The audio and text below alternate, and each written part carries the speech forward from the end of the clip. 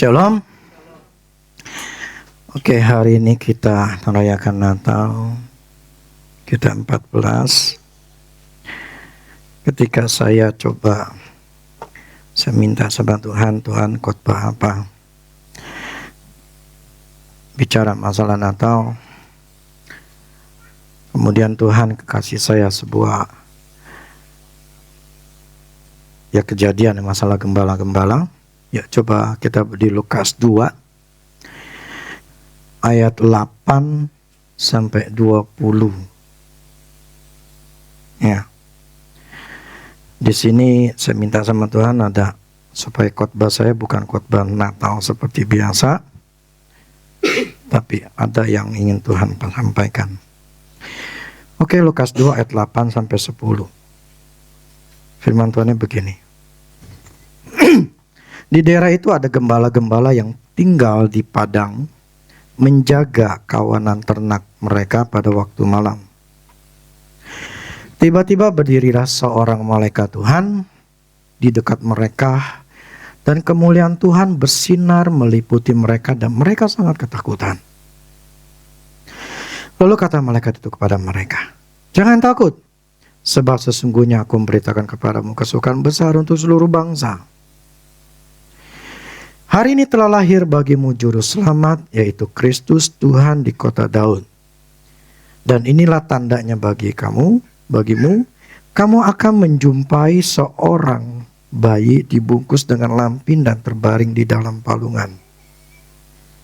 Dan tiba-tiba tampaklah bersama-sama dengan malaikat itu sejumlah besar tentara surga yang memuji Allah," katanya. "Kemuliaan bagi Allah di tempat yang maha tinggi, dan damai sejahtera di bumi di antara manusia yang berkenan kepadanya." Setelah malaikat-malaikat itu meninggalkan mereka dan kembali ke surga, gembala-gembala itu berkata seorang kepada yang lain, "Marilah kita pergi ke Betlehem untuk melihat apa yang terjadi di sana, seperti yang diberitahukan Tuhan kepada kita." Lalu mereka cepat-cepat berangkat dan menjumpai Maria dan Yusuf dan bayi itu yang sedang berbaring di dalam palungan. Dan ketika mereka melihatnya, mereka memberitahukan apa yang telah dikatakan kepada mereka tentang anak itu. Dan semua orang mendengar dan heran tentang apa yang dikatakan gembala-gembala itu kepada mereka. Tetapi Maria menyimpan segala perkara itu di dalam hatinya dan merenungkannya. Maka kembalilah gembala-gembala itu sambil memuji dan memuliakan Allah, karena segala sesuatu yang mereka dengar dan mereka lihat, semuanya sesuai dengan apa yang telah dikatakan kepada mereka. Kalian bisa bayangkan, itu malaikat roh. Tetapi saat itu, secara jasmani, para malaikat tuh melihat. Mata jasmani mereka tuh melihat. Entah mata mereka dibukakan sehingga melihat dunia roh, atau malaikat itu yang melihat, yang menyatakan secara fisik. Prinsipnya adalah para gembala itu melihat yang luar biasa. Malaikat itu ada di atas, ya. Mereka bernyanyi, mereka memuji Tuhan, gitu ya. Sejumlah besar, berarti bukan sedikit, bukan 1, 2, bukan 10, bukan 30, bukan puluhan, ini bisa ratusan tentara surga itu sedang memuji Allah. Kemuliaanlah bagi Allah di tempat yang maha tinggi, damai sejahtera. Bisa bayangkan kalau kita berada di situ sebagai gembala dan melihat kayak gitu. Atau kita cuman atau kita ngeliat, wow. Kita akan melihat itu dengan takjub, dengan heran. Mungkin kita, gua ini benar gak sih? Gua sadar gak? Gitu loh. Pertanyaannya adalah begini. Kenapa Tuhan memberitahukan kepada gembala-gembala yang ada di padang rumput, kenapa enggak kasih tahu kepada para guru, para petani, para imam-imam, atau pengajar-pengajar Israel? Tetapi kenapa Tuhan memperlihatkan, menyatakannya itu kepada para gembala? Gembala itu adalah profesi yang murah. Mereka harus menggembalakan. Itu benar-benar, ya kalau kita baca cerita Daud, ketika Daud, si Nabi Samuel datang untuk mengurapi anak-anaknya Isai gitu ya. Ditanya, loh, ada lagi gak yang lain? Ada satu. Itu lagi menggembalakan kambing domba. Gak ada di rumah. Jadi memang pekerjaan gembala itu harus di luar. Harus berada bersama dengan kawan ternaknya, kambing dombanya, yang harus ngurusin mereka, kasih mereka makan, minum, jagain kalau ada namanya binatang liar, binatang buas gitu. Jadi memang yang namanya gembala waktu zaman Israel tuh memang kondisinya ya memang harus di luar. Dan memang levelnya level bawah. Karena ada bos yang punya. Gitu loh. Tetapi kenapa malah Tuhan memberikan pada gembala-gembala itu?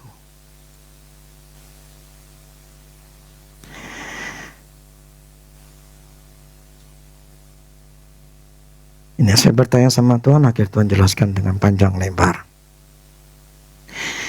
Gembala di sini mempunyai tugas menjaga kawanan ternaknya dari segala binatang buas, memberi makan, memberi maksudnya tempat yang mereka harus makan, minum, ya. Kenapa dengan gembala? Karena memang tujuan Tuhan datang ke dunia bukan cuma masalah keselamatan, memberikan juru selamat. Dia datang ke dunia, memang datang ke dunia untuk jadi manusia, mati di kayu salib. Bukan itu selesai. Jadi tidak selesai dia hanya mati di kayu salib, selesai. Ada yang lebih. Ketika selesainya dia mati di kayu salib, ada hal yang dia ingin manusia itu mengerti. Maksud kedatangan Tuhan bahwa dia akan menjadi gembala. Makanya dia sedang menyatakan bahwa gembala adalah pekerjaan yang mulia di mata Tuhan. Makanya dia hanya mau memberitakan kedatangannya kepada mereka, gembala-gembala yang di padang itu, yang merupakan gambaran dari tugas atau jabatan yang Tuhan ambil. Dia menyatakan kepada para gembala yang di padang itu untuk menyatakan, ini loh gembala-gembala ini adalah tugas yang mulia. Dan ketika aku datang, aku menyatakan karena gue sama-sama gembala. Jadi aku menyatakan kepada gembala karena memang aku akan menjadi seorang gembala yang agung. Jadi kenapa aku menyatakan kepada mereka? Karena aku menganggap tugas gembala itu mulia. Karena aku adalah seorang gembala juga sama seperti mereka. Ternyata sejak zaman Israel kuno, Tuhan tuh sudah menggambarkan dirinya sebagai gembala bagi umat Israel. Yeskil 34. Yeskil 34 ayat 14 sampai 16. Di padang rumput yang baik akan ku gembalakan mereka. Dan di atas gunung-gunung Israel yang tinggi, disitulah tempat penggembalaannya. Di sana, di tempat penggembalaan yang baik, mereka akan berbaring dan rumput yang subur menjadi makanannya di atas gunung-gunung Israel.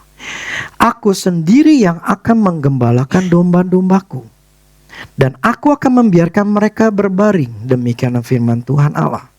Yang hilang ku cari, yang tersesat akan ku bawa pulang, yang luka akan ku balut, yang sakit akan ku kuatkan, serta yang gemuk dan yang kuat akan ku lindungi. Aku akan menggembalakan mereka sebagaimana seharusnya. Dari dulu Allah atau Tuhan itu menyatakan Dia adalah gembala dari bangsa Israel. Jadi dari dulu, dari Israel kuno, ya, sebelum zaman Yesus datang ini, Tuhan sudah menyatakan bahwa Dia adalah gembala daripada bangsa Israel. Makanya Dia mendatangi terlebih dahulu kepada gembala-gembala dari bangsa Israel, yaitu gembala-gembala yang secara fisik mereka tugasnya menggembalakan ternak. Nah, kedatangan Tuhan yang kita rayakan Natal bukan berbicara masalah setelah Tuhan datang sebagai juru selamat, datang untuk memberikan keselamatan kepada kita setelah itu selesai. Inilah tugas yang Tuhan ingin kita ngerti. Yohanes 10 ayat 11 sampai 13.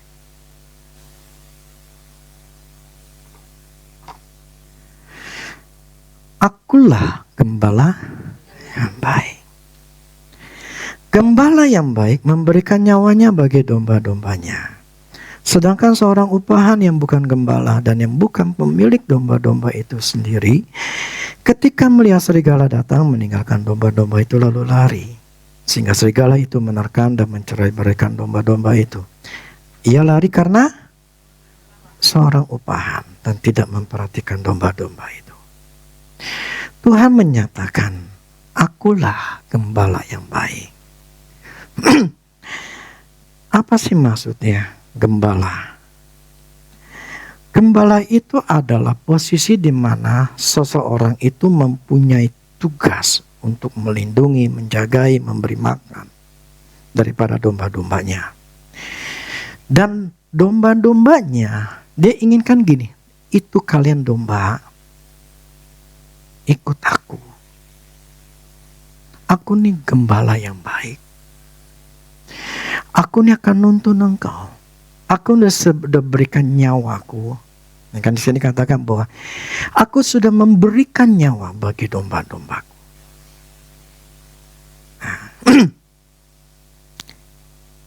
Yohanes 14, lihat 14 ya. Tuhan ulangin lagi. Akulah gembala yang baik dan aku mengenal domba-dombaku dan domba-dombaku mengenal aku. Aku kenal dombaku. Pertanyaannya, dombanya.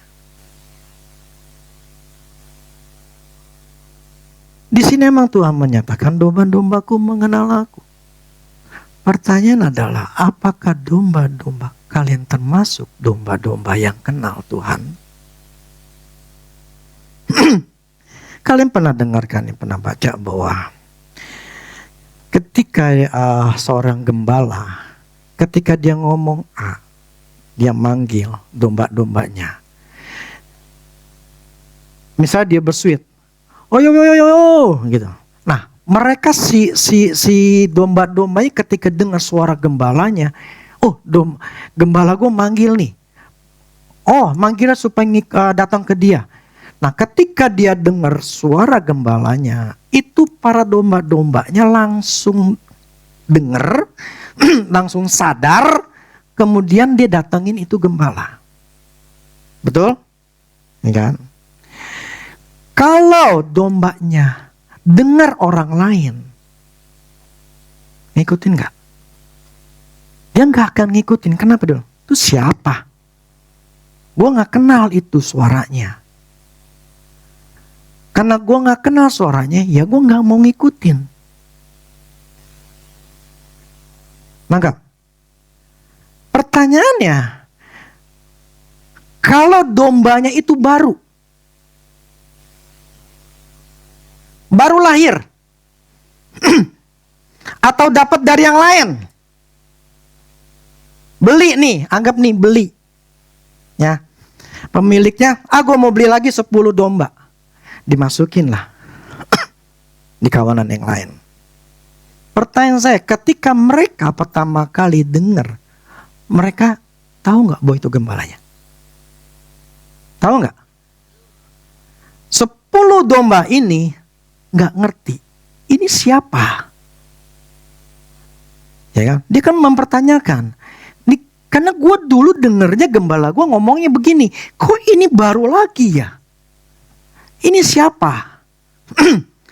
Nah, tapi ketika dia melihat, loh, kok teman-teman yang lain-lain kok pada ngikutin ya?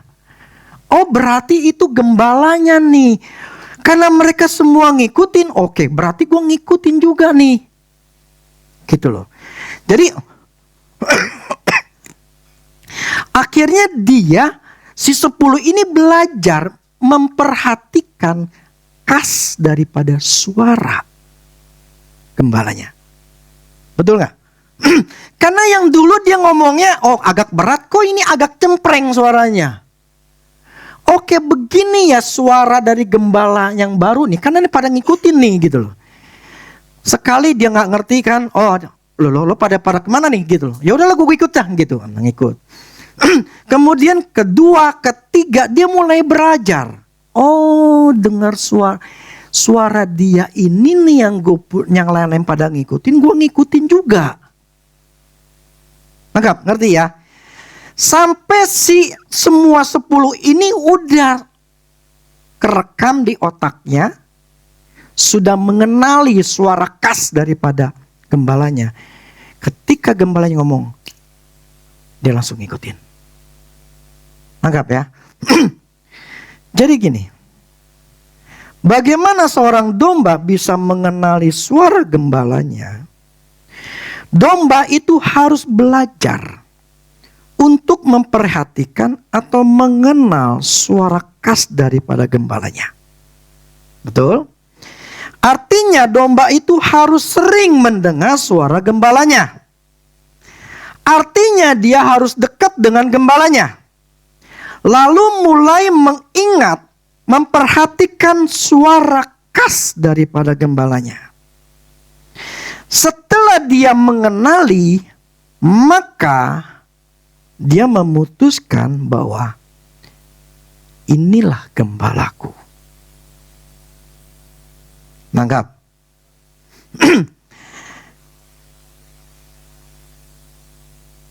Problemnya, Tuhan begini, Tuhan menyatakan, aku nih gembala yang baik loh. Aku kenal kalian. Pertanyaan adalah gini, kamu kenal gak suara saya?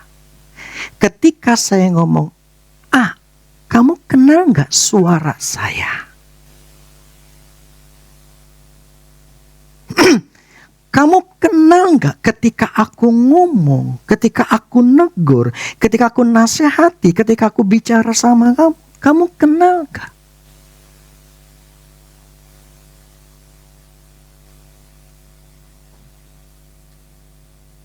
Atau engkau menganggap siapa ini?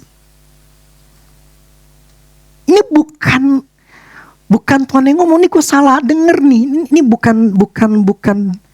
Ini dari daging gue nih, dari diri gue nih, bukan Tuhan yang ngomong nih. Apalagi ngomongannya keras. Apalagi ngomongnya nusuk. Apalagi ngomongin negur mulu. Ini bukan nih. Itu buat sebelah gua. Itu loh buat dia bukan buat gua.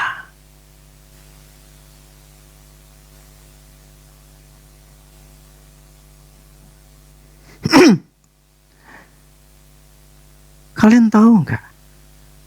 Suara Allah Bapa, suara Tuhan Yesus, suara Roh Kudus itu beda.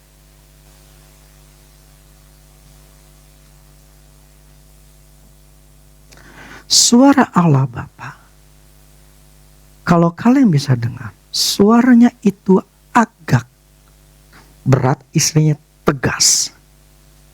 Suara Tuhan Yesus itu lembut ngomongnya, penuh dengan kasih. Suara Roh Kudus seperti teman, ngobrol biasa. Kalau kalian bisa membedakan ketika Allah Bapa ngomong, ketika Tuhan Yesus ngomong, ketika Roh Kudus ngomong, itu artinya kamu mengenal suara Dia. Mereka itu mempunyai khas tersendiri. Suaranya itu beda masing-masing. Suara Salomo, Smith Wigglesworth, atau suara manusia itu mempunyai masing-masing. Suaranya Ewin, suaranya Oki, walaupun laki-laki suaranya Yati, semuanya beda. Betul nggak? Kalau kalian mulai hubungan sama Tuhan, kalian akan tahu siapa yang ngomong.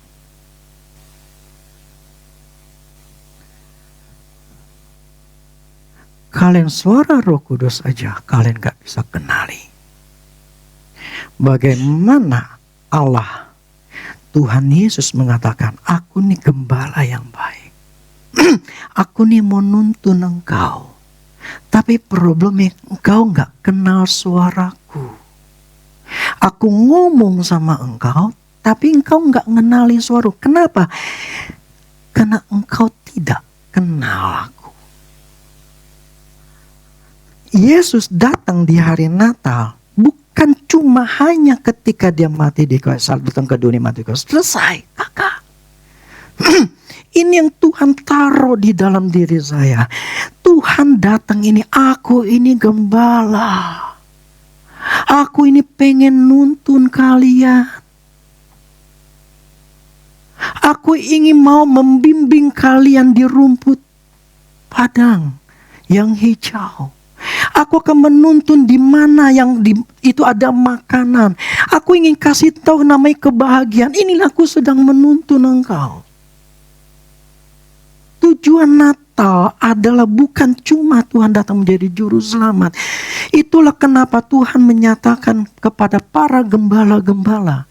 Dan banyak orang gak ngerti kenapa ke gembala. Karena Tuhan ini menyatakan, aku datang sebagai gembala. Gembala adalah sebuah profesi untuk menjaga, untuk menuntun, untuk menolong, untuk membawa ke tempat kebahagiaan. Permasalahannya, kalau kita nggak kenal, kita nggak bisa dituntun.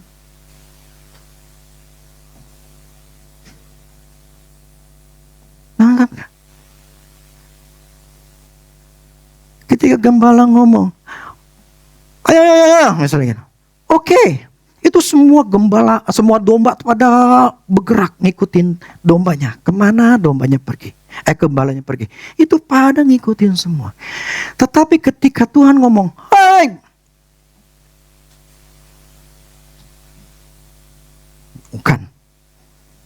bukan buat gua itu.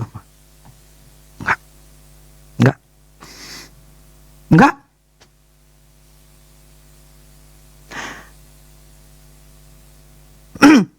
Jadi karena nggak kenal atau memberontak, gue nggak mau. Gue begini bukan karena gue kok.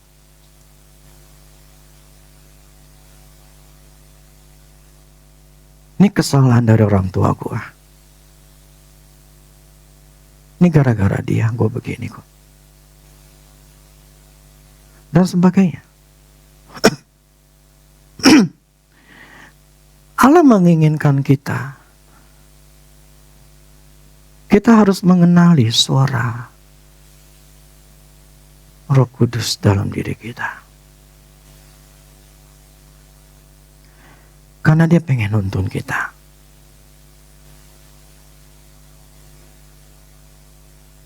Ikut Tuhan itu menyenangkan. kamu gak akan pernah susah.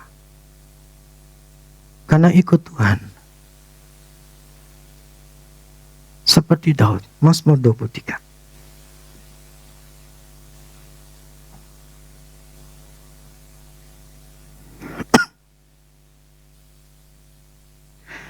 Mazmur Daud. Tuhan adalah gembalaku. Aku akan kekurangan.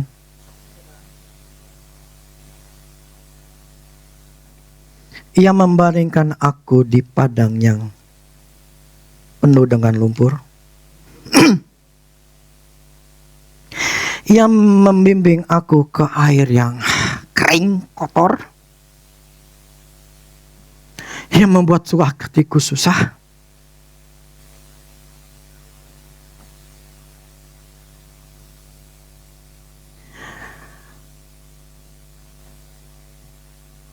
Daud, dia tahu karena dia pernah jadi gembala. Ketika Allah ngomong sama saya di tahun 2002 itu, di akhir tahun, salah satu ayat yang Tuhan ngomong sama saya, gembalakanlah domba-dombaku. Itu yang Tuhan ngomong sama ke Petrus. Pada waktu itu pun saya tetap meminta sama Tuhan sebuah keyakinan. Ada 3 ayat. Untuk saya mempunyai kepastian dalam hidup saya. Tapi salah satu ayat itu adalah, gembalakanlah domba-dombaku. Jadi Tuhan menginginkan saya menjadi seorang gembala. Apakah seorang pendeta adalah seorang gembala? Tidak. Apakah seorang yang buka gereja itu akan menjadi otomatis adalah seorang gembala? Tidak. Karena banyak gereja, apalagi yang sekarang itu, gereja itu adalah bisnis. Saya dengar dari seorang pendeta, dia ngomong dikatakan gini, ini orang-orang orang-orang agama luar yang ngomong gini, dia ngomong ada satu pendeta temannya, gua kasih lu modal, kita sewa di mall, ya kita buka gereja. Untung gue bagi hasil buat lo. Karena gue lihat nih gereja gila ini. Ini bisa jadi lahan bisnis. Jadi gue kasih lo modal. Lo tinggal undang pendeta-pendeta yang terkenal. Ngomongin duit. Supaya duit masuk. Ditawarin begitu. Dan itu ya memang orang luar, agama luar. Tetapi apakah agama Kristen pendetanya sama? Sama sekarang juga. Mereka membuka gereja karena mempunyai sebuah target. Gereja besar ada mentargetkan, kalau lu jemaat lu segini, dengan penghasilan segini dalam sebulan, lu dapat rumah, lu dapat mobil. Target lu jemaat lu segini, makanya lu bisa mendapatkan perpuluhan dan segala macam, sehingga lu bisa menghasilkan uang. Segini lu target lu, kalau lu nggak punya target, gue tutup.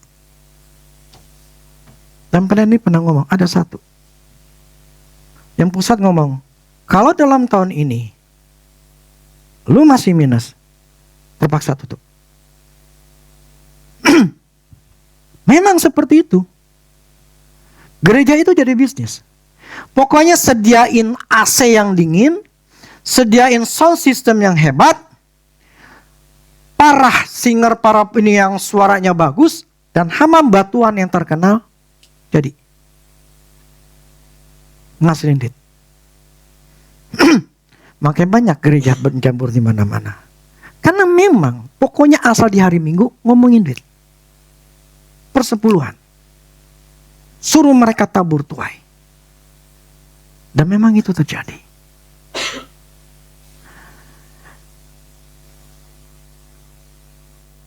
Itu memang gereja itu menjadi bisnis. Dan itu memang menggiurkan. Pertanyaan saya adalah begini. Ketika Tuhan ngomong sama saya, gembalakanlah domba-dombaku. Pertanyaannya, apakah saya sudah melakukan fungsi seorang gembala.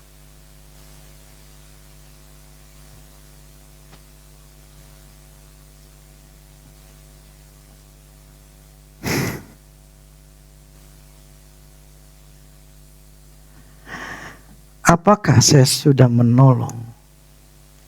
Soalnya ada yang berkomen, iya pendetanya enak, punya mobil, anaknya luar negeri. Oh, jemaatnya susah. Pertanyaan saya adalah, apakah saya pernah menolong kalian yang susah?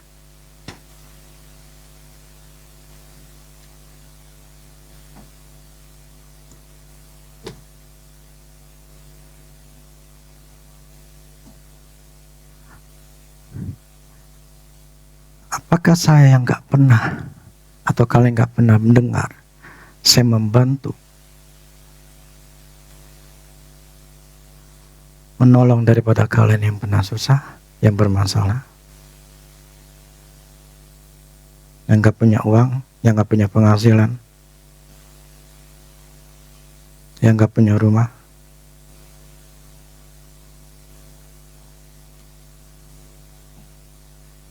Ya dong. Apakah saya sudah menjalankan fungsi sebagai seorang gembala buat kalian semua? Ini nonton di YouTube loh. Saya ngomong apa adanya. Apakah kalian pernah di sini yang sekolah, orang sekolah yang dibayarin dan sebagainya?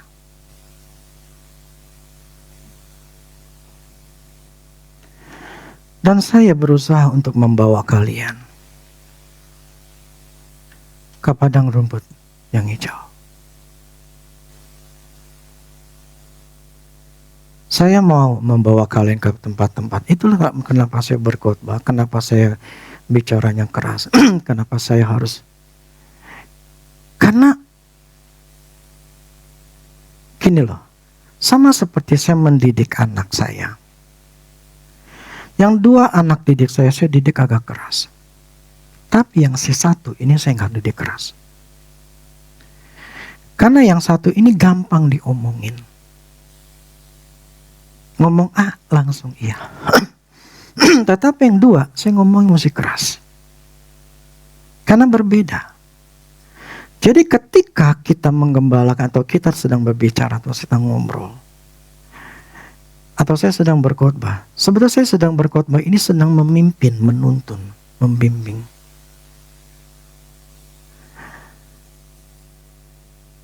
Karena memang Tuhan bicara sama saya, gembalakanlah domba-dombaku. Jadi gini, Allah itu mengirim Tuhan Yesus supaya dia mati di kayu salib, kemudian dia sebagai gembalanya aku.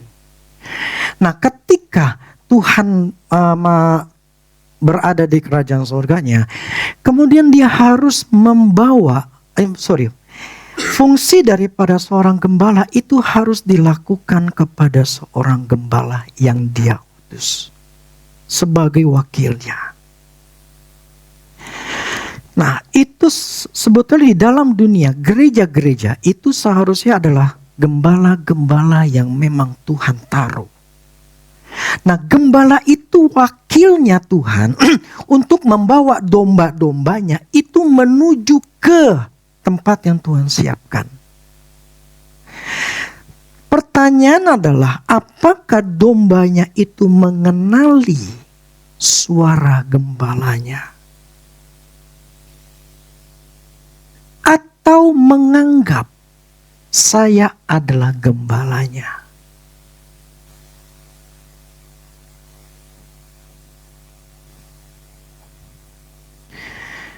Allah memberikan, Allah kerja melalui manusia. Tuhan tidak bisa kerja tanpa manusia. Kalau Tuhan bisa kerja tanpa manusia, tidak perlu yang namanya ada Petrus, tidak perlu yang namanya Yohanes, tidak perlu ada yang namanya rasul-rasul. Tinggallah Tuhan suruh kirim aja malaikat. Tuhan tidak bisa tanpa manusia. Makanya dia pakailah yang Petrus, Yohanes, Paulus, semuanya dipakai untuk menyatakan apa yang Tuhan mau. Perpanjangan lidah daripada Tuhan. Gembala itulah perpanjangan lidah dari Allah kepada saya sebagai gembala untuk mengomong kepada domba-domba yang Tuhan tetapkan di Mahanaim. Ketika Allah berbicara, kau tuntun mereka, kau ajarkan mereka ini, itu. Ketika saya ngomongin, pertanyaannya, kalau kamu dombanya, karena belum tentu kamu ada di sini, itu adalah domba di Mahanaim. Yang namanya domba adalah yang kenal suara gembalanya. Dan ketika diomongin, dia kenal dan mau nurut.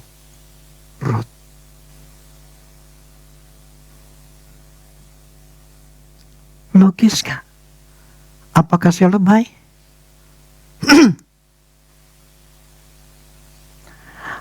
Hanya domba-domba yang nurut, ketika diomongin, dia ngikut. Oke. Itulah yang sini firman katakan. Baca lagi. Tuhan adalah gembalaku, takkan kekurangan aku. Ia membaringkan aku di padang yang berumput hijau. Ia membimbing aku ke air yang tenang. Mereka domba yang ngikutin. Makanya di awal, takkan kekurangan aku.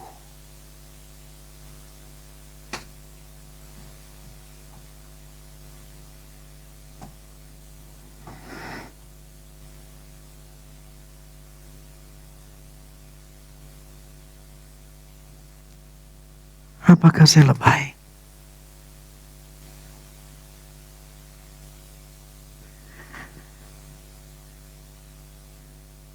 Saya ulangi, Tuhan adalah gembalaku, takkan kekurangan aku. Orang yang ngikutin apa kata Tuhan, apa kata gembala, kamu gak akan kekurangan. Ia membaringkan aku di padang yang berumput hijau. Ia membimbing aku ke air yang tenang. Ia menyegarkan jiwaku.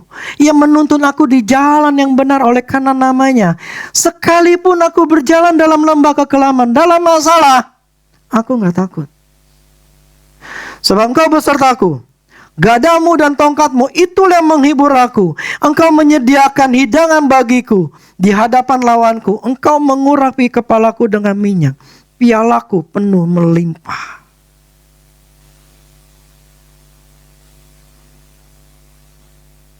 Sama-sama.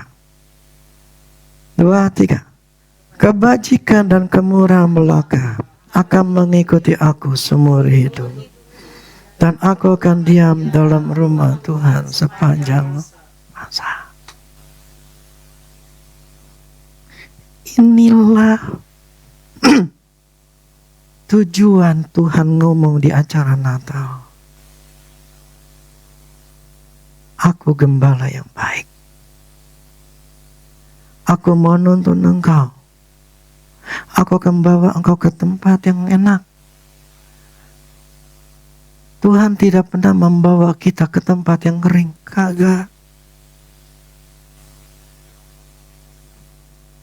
Jadi kalau saya ngomong, kalau saya istilah khotbah, ketika saya nongkrong, tujuannya adalah supaya dibawa ke tempat yang penuh dengan kebahagiaan.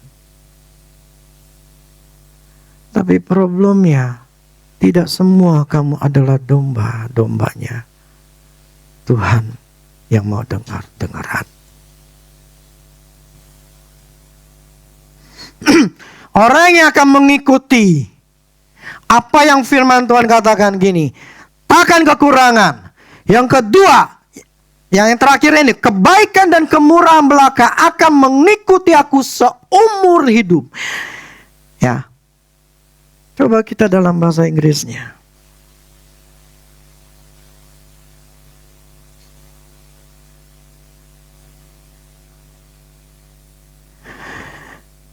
Surely goodness, kebaikan, mercy shall follow me all the days of my life.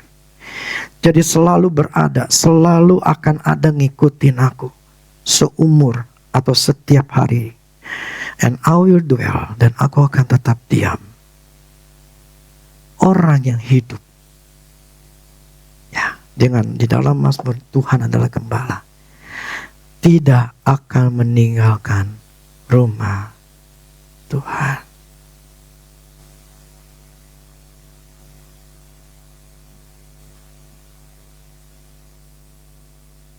Tidak akan berpaling karena uang, karena pekerjaan, atau yang lain.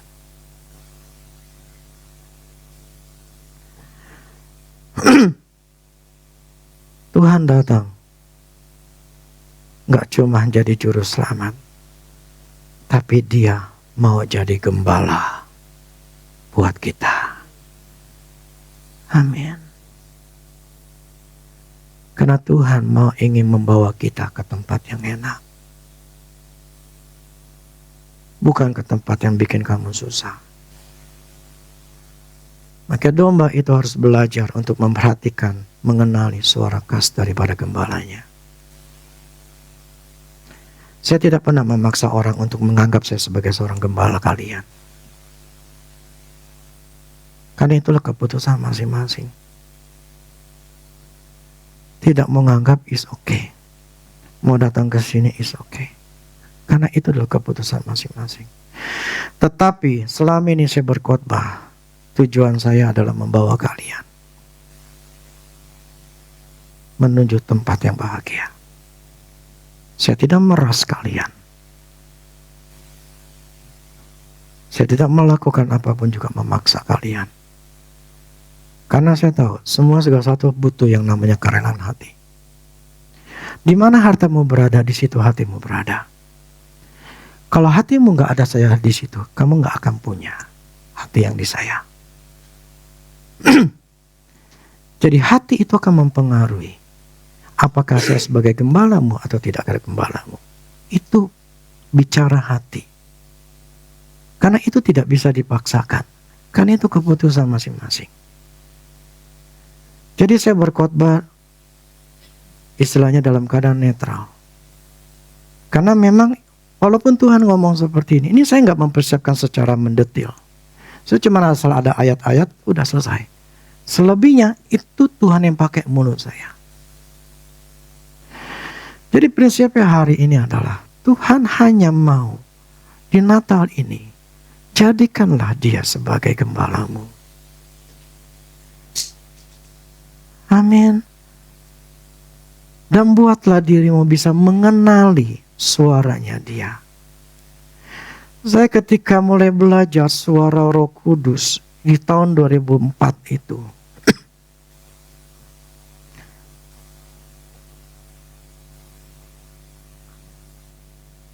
ketika saya lagi baca firman, di sini hati ngomong, saya perhatiin. Oh begini yang ngomongnya. Oke, gue ingetin. Kemudian saya baca firman lagi, saya dengar lagi. Saya istilahnya saya merenungkan. Kemudian di sini mulai bicara.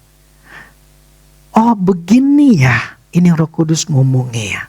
Oh caranya seperti ini. Ini beda suara gue sama suaranya Roh Kudus nih kayak begini nih. Saya perhatikan, saya renungin, saya perhatiin. Terus saya ngobrol lagi. Oh begini nih suaranya nih. Begini nih suaranya. Itu saya mencoba mengenali suara Roh Kudus. Baru suara Roh Kudus.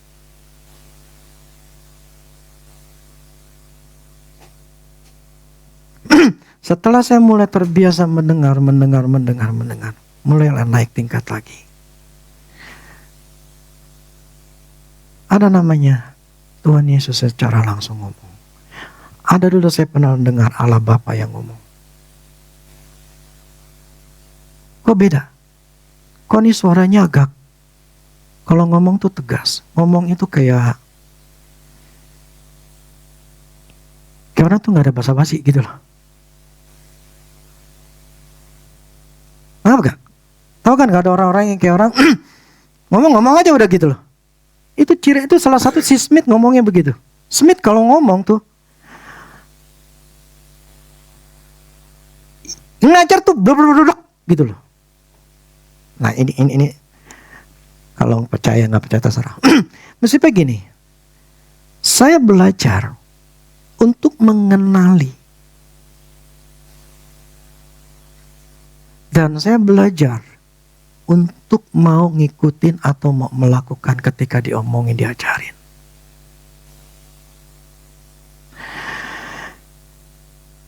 Karena saya tahu ikut Tuhan itu menyenangkan. Kamu gak bakal susah. Kedaginganmu lah yang membuat kamu susah. Jadi hiduplah dengan dagingmu. Hiduplah dalam dagingmu. Supaya engkau akan susah terus. Tapi hiduplah dalam roh. Maka engkau akan senang terus. Jadi tinggal pilihan kita. Mau ikut daging, sok silakan. Tapi jangan nyalain Tuhan. Tuhan kenapa ya kok hidup saya begini gak berubah?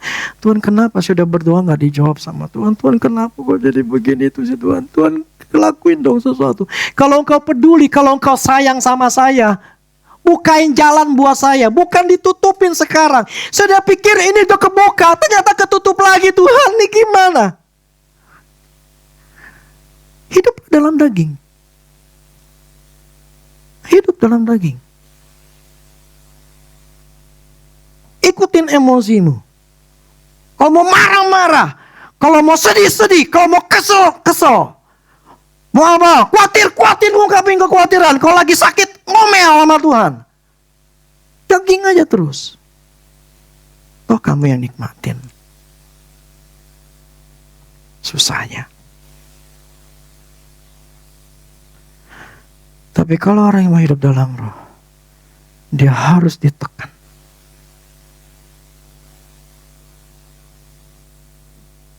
Berontak daging, ditekan. Mau ngelawan, tekan. Oh gak enak loh. Itu fase saya di 2004, 2005, 2006. Itu fase saya di situ. Waduh. Itu kedagingan saya belajar untuk ditundukin. Sangat tidak enak. Tapi akhirnya saya menang. Saya keluar sebagai seorang pemenang. Saya mulai berjalan mengikuti cara kerjanya Tuhan. Sehingga saya nggak pernah susah lagi.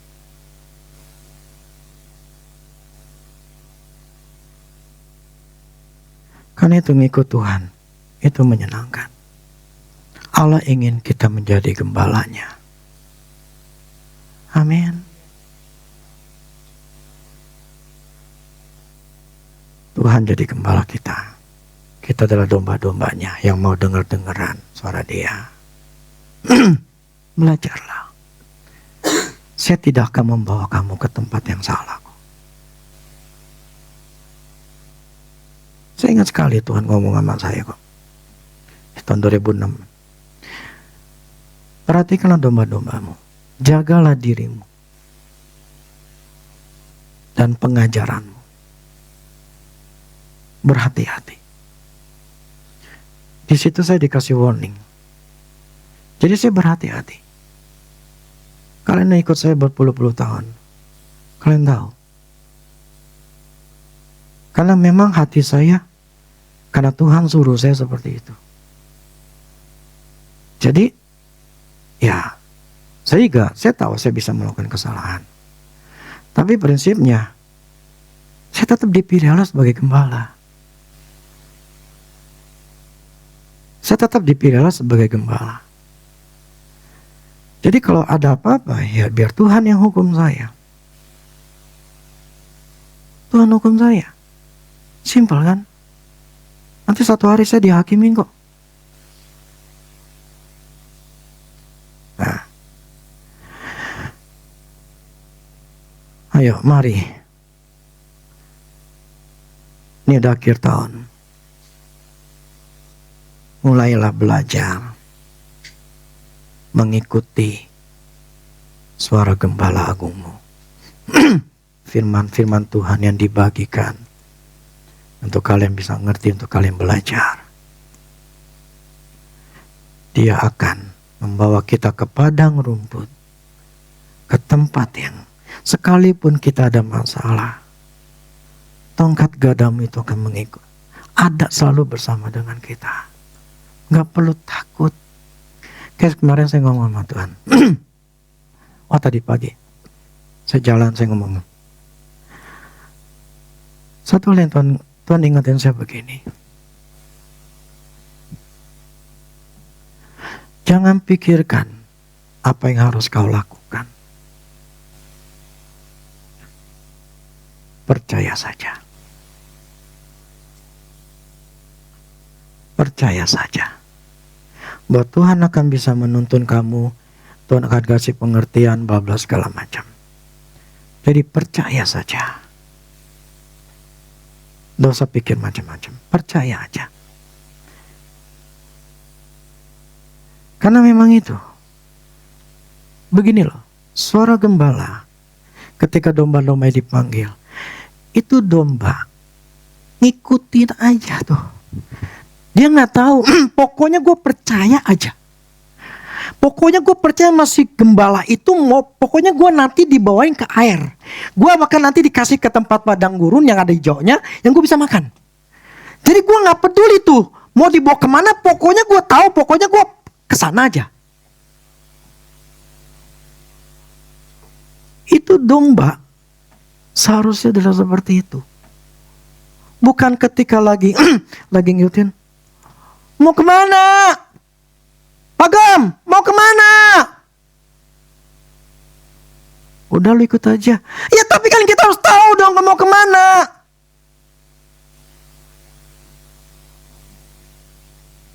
Nah artinya kita gak percaya. Jadi kalau kita sering bertanya sama Tuhan, artinya kita gak percaya. Gimana caranya? Nggak perlu. Percaya saja. Ketika kita berjalan, disitulah kita harus membetulkan diri kita. Hiduplah oleh roh, bukan hidup oleh daging. Gak usah pikirkan masalah-masa depan. Pikirkan diri kita sekarang. Untuk diri kita ini harus menjadi orang yang punya saluran berkatnya Tuhan. Saluran yang bersih. Saluran kotor, penuh kedagingan, ketutup. Makin lama. Jadi ketika itu selang kotor gitu ya, itu tetesnya lama, apalagi udah mampet ya, 99,9%. Masuk air berkat,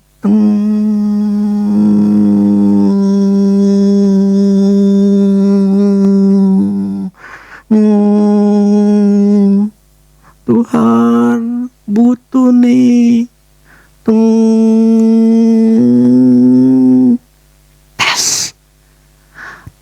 dapat berkat.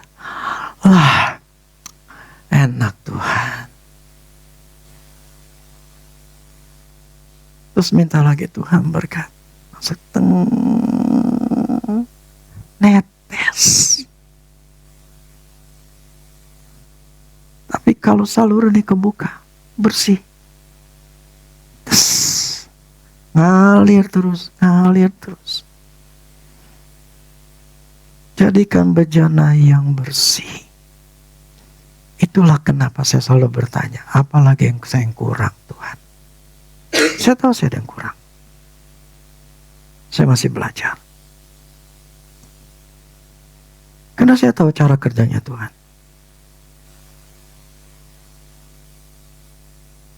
Harus bersih.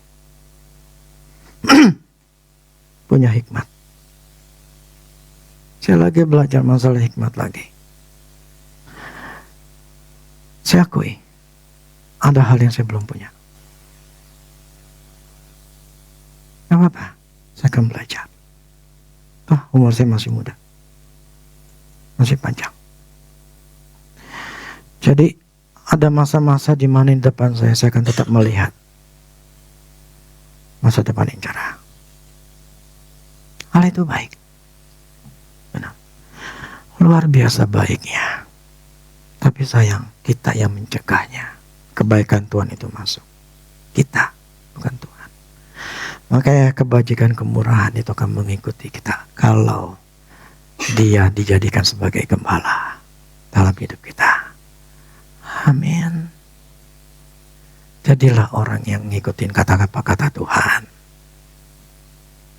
Amin.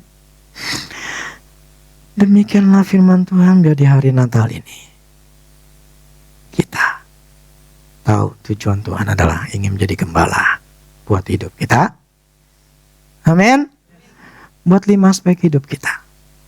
Biar Tuhan ingin mau tuntun kita. Di jalan yang membuat kita hidupnya enak terus. Hidup kaya, bahagia, mati dengan masuk surga. Kaya juga lagi kaya. Ya. Sehat di bumi sampai surga kita memiliki semuanya. Kenapa? Karena kita kaya memberi. Jangan di sini kaya luar biasa sampai sono rakyat biasa. Yang rumahnya ada di sono. Tetapi kalau kita selalu memberi, kita adalah orang yang murah hati. Makanya difirmankan bukan kaya di hadapan manusia, tapi kaya di hadapan Allah. Waktu kita di surga, kita termasuk orang yang diberkati orang kaya. Siapa bilang semua orang masuk ke surga semuanya sama? Kagak. Makanya firman Tuhan katakan, bertanding sampai akhir, setia sampai akhir, itu yang diberikan mahkota. Tidak semua orang dikasih mahkota. Itu pembuktiannya. Jadi tidak semua orang sampai di sono semuanya sama. Kagak. Enggak dong, enggak fair dong. Ya dong? Ya enggak fair lah kalau di sini kita enggak ngelakuin apa-apa. Contoh ya, paling gampang lah, papa mama saya ketika dia mau lewat doang percaya sama Tuhan Yesus. Kemudian masuk ke surga. Ya dulu pernah dikasih, ya waktu itu message saya dikasih lihat, Tuhan kasih gambaran memang sekarang ada di surga. Rumah biasa. Tapi saya dikasih perlihatan, rumah saya besar. Karena apa yang saya lakukan, tetapi saya setia nggak sampai akhir. Kalau saya setia sampai akhir, saya akan mendapatkan rumah gede. Gede rumahnya. Kalau saya setia sampai akhir, saya tetap mengasihi Tuhan. Saya tetap suka memberi. Amin. Udah. Terus urusan. Demikian firman Tuhan. Oke ya. Musik.